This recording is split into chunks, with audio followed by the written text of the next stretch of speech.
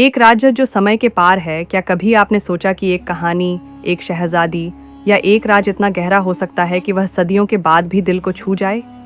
यह है कहानी मिस्र की आखिरी शहजादी क्लियोपेट्रा, जिसका नाम तो सभी ने सुना, मगर हकीकत कौन जानता है? क्या वह सिर्फ एक शातिर सियासतदान थी, या उसके पास कोई ऐसी कुव्वत थी जो समय और तकदीर को भी झुका सकती थी? यह कहानी सिर्फ उसकी नहीं, ये है ज़ोया की भी, एक आम लड़की जो मिस्र के रेगिस्तान में एक सफ़र पर निकली और उसे एक किताब मिली जो सदियों के राज को अपने अंदर छुपाए हुए थी। एक किताब जो शायद उसकी तकदीर बदल देगी, या शायद दुनिया को। तो आइए चलते हैं उस दौर में जब नील का पानी राज छुपाता था, और उस ज़माने में जब एक नई कहानी शुरू होने वाली है 2025 के मिस्र में। ये कहानी है जादू, मोहब्बत और एक ऐसी शहजादी की जिसका राज आज भी जिंदा है। बचपन में जब क्लियोपेट्रा एक छोटी सी शहजादी थी, उसके चारों तरफ शाही रंगत थी, सोने के झुमके, रेशमी लिबास और अलेक्जेंड्रिया के महलों का जादू। मगर उसका दिल उन सब से परे किसी अनजान रहस्य की तलाश में था। एक रोज़ जब वह अपने बाग में खेल रही थी, एक अंधा पुजारी जिसका चेहरा वक़्त की लकीरों से भरा था, उसके पास आया। उसने अपनी आंखें बंद करके जैसे रूह से रूह तक देखते हुए कहा, दो जहानों की शहजादी, तू एक ऐसा राज छुपाएगी जो समय के पार देखेगा।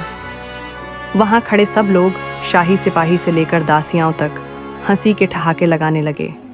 एक अंधा पुजारी क्या जानता है शहजादी के मुस्तकबिल का? मगर क्लियोपेट्रा के दिल में वह बात तीर की तरह चुभ गई। उसने पुजारी की आंखों में एक चमक देखी, जैसे वह सच में उसका मुस्तकबिल देख सकता हो। वक्त गुजरता गया। जब क्लियोपेट्रा 21 बरस की हुई, उसने अपने शहर अलेक्जेंड्रिया के रेगिस्तान के नीचे एक पुराना गुप्त मंदिर ढूंढ निकाला। यह मंदिर सदियों से पानी और बालू के नीचे छुपा था, जिसे सिर्फ वहीं ढूंढ सकता था जिसका दिल देवताओं से बात करता हो।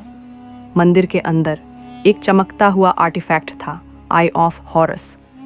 यह एक ऐसी आंख थी जो न सिर्फ मुस्तकबिल दिखाती थी, बल्कि तकदीर को भी बदल सकती। क्लियोपेट्रा ने इसे हाथ में लिया। एक आवाज़ गूंजी, यह शक्ति तुझे रानी बनाएगी, लेकिन इसकी कीमत भी चुकानी होगी। उस रात उसने पहली बार इसका इस्तेमाल किया और एक दृश्य देखा, युद्ध, एक सम्राट की मृत्यु और एक नए दुश्मन का उदय। लेकिन हर दृश्य के साथ उसकी ताकत कम होती गई। जूलियस सीजर, रोम का सम्राट, जब मिस्र आया तो उसे लगा कि वह क्लियोपेट्रा को हरा देगा, लेकिन क्लियोपेट्रा ने मुस्कुराकर उसका सामना किया। आई ऑफ हॉरस यानी उस जादुई आंख ने उसे सब बता दिया था। सीजर की मृत्यु, उसके अपने लोगों के हाथों, और एक नए दुश्मन ऑक्टेवियन का उदय। क्लियोपेट्रा साधारण रानी नहीं थी। उसने मंदिर में एक पुरानी किताब पाई जिसमें देवताओं का जादू लिखा था। उसने रात दिन पढ़कर जादू सीखा, लेकिन अंक का हर इस्तेमाल उसकी जान का एक हिस्सा ले जाता था। उसका चेहरा थकान से ढकने लगा, आंखें कमज़ोर होने लगीं। फिर भी वह रुकी नहीं। उसने सीजर के साथ चतुराई से खेल खेला, उसका दिल जीता और अपने देश को बचाया। लेकिन असली चुनौती अब भी बाकी थी। आंख ने उसे एक और दृश्य दिखाया, एक पुरुष, मार्क एंटनी, जिसका दिल उसके साथ सदियों से जुड़ा था। जब मार्क एंटनी क्लियोपेट्रा के दरबार में आया तो उसकी आंखों में एक अलग चमक थी। क्लियोपेट्रा ने उसे देखते ही समझ लिया कि यह कोई अजनबी नहीं। आई ऑफ हॉरस ने दिखाया कि वे पहले भी मिले थे, कभी एटलांटिस के योद्धा और रानी के रूप में, कभी पर्शिया के राजा और राजकुमारी के रूप में। उनका प्यार सदियों पुराना था। क्लियोपेट्रा ने उसे एक और रहस्य दिखाया, आईना ए हकीकत। यह आईना न सिर्फ सच दिखाता था, बल्कि पिछले जन्मों की कहानी भी बताता था। एंटनी ने इसमें देखा और अपनी और क्लियोपेट्रा की पुरानी कहानियाँ जानी। एक योद्धा जो रानी के लिए मर गया, एक राजा जो उसके लिए युद्ध जीता। रोम की सेना मिस्र की ओर बढ़ रही थी। ऑक्टेवियन, सीजर का उत्तराधिकारी, क्लियोपेट्रा और एंटनी को खत्म करना चाहता था। जब रोम की सेना अलेक्जेंड्रिया के दरवाज़ों पर थी, क्लियोपेट्रा मंदिर में गई। उसने आई ऑफ हॉरस को लिया और एक जादू से इसका रहस्य बंद कर दिया। उसने एक मंत्र पढ़ा, जो रेत और आकाश का बेटा होगा, जिसके पास नागिन का निशान होगा, वही इस रहस्य को खोलेगा।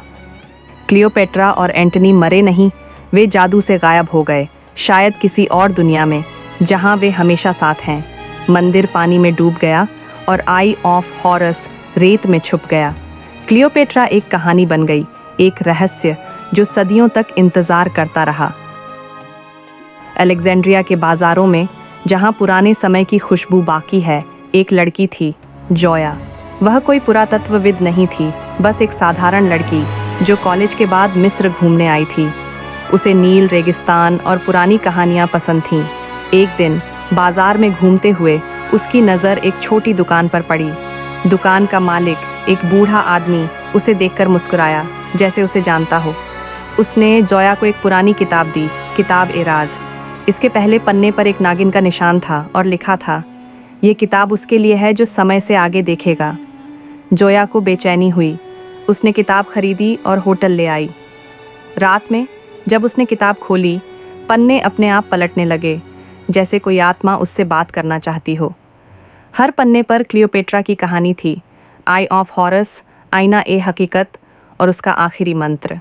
आखिरी पन्ने पर एक सवाल था, क्या तू इस रहस्य को खोलने को तैयार है? उसी रात जोया को सपना आया। एक रानी काजल से सजी आंखों के साथ उसे नील के किनारे बुला रही थी। रानी ने कहा, नील सब याद रखता है, आई अभी भी इंतजार कर रहा है। सुबह जोया के हाथ में वही नागिन वाला लॉकेट था जो किताब में छुपा था। जोया का सफ़र अब सिर्फ यात्रा नहीं था, वह रहस्य का हिस्सा बन चुकी थी। उसने किताब-ए-राज के जवाब ढूंढने का फैसला किया। इस खोज में वह लैला अल फायद से मिली, एक युवा पुरातत्वविद जो नागिन वाले लॉकेट की तलाश में थी। लैला के पास वही लॉकेट था जो जोया के सपने में आया था। लैला ने बताया कि उसने एक पुराना खंडहर ढूंढा है, जो शायद वही मंदिर था जहां क्लियोपेट्रा ने आई ऑफ हॉरस छुपाया था। लेकिन खंडहर में एक ताला था जिसे किताब-ए-राज के मंत्रों से ही खोला जा सकता था। जोया और लैला ने मिलकर मंदिर का रास्ता ढूंढा। रास्ते में उन्हें एक दुश्मन मिला, उमर खालिद, एक अमीर आदमी जो आई ऑफ हॉरस की शक्ति हासिल करना चाहता था। मंदिर में जोया और लैला को एक बड़ा कमरा मिला, जहां बीच में आई ऑफ हॉरस चमक रहा था, लेकिन उसे पाने के लिए उन्हें आईना-ए-हकीकत से गुजरना था। जोया ने आईने में देखा और अपना पिछला जन्म देखा। वह क्लियोपेट्रा के दरबार की दासी थी जिसने रानी के रहस्य को छुपाया था। लैला ने भी देखा, वह एक पुजारी थी जिसने क्लियोपेट्रा को आई का इस्तेमाल सिखाया था। तभी उमर और उसके आदमी मंदिर में घुसे। एक लड़ाई शुरू हुई, न सिर्फ हथियारों की बल्कि जादू की भी। जोया ने किताब-ए-राज के मंत्र पढ़े और एक शक्ति ने उमर को पीछे धकेल दिया। आखिर में जोया और लैला ने आई ऑफ हॉरस को लिया और क्लियोपेट्रा का मंत्र दोहराया, जो रेत और आकाश का बेटा होगा, जिसके पास नागिन का निशान होगा, वही इस रहस्य को खोलेगा। आई चमका और एक रोशनी ने मंदिर को भर दिया। उमर गायब हो गया और आई फिर से रेत में छुप गया, जैसा क्लियोपेट्रा चाहती थी। जोया और लैला अलेक्जेंड्रिया के बाजारों में लौटीं, लेकिन अब वे पहले जैसी नहीं थीं। उनके दिल में क्लियोपेट्रा का रहस्य जीवित था। जोया ने किताब-ए-राज को संभाल लिया और लैला ने इसे दुनिया से बांटने का फैसला किया। रात में नील के किनारे खड़े होकर जोया को एक आवाज़ सुनाई दी, नील सब याद रखता है, तुम मेरी कहानी को जीवित रखोगी। उसी रात एक नई कहानी शुरू हुई, एक कहानी जो समय से परे है रहेगा थी।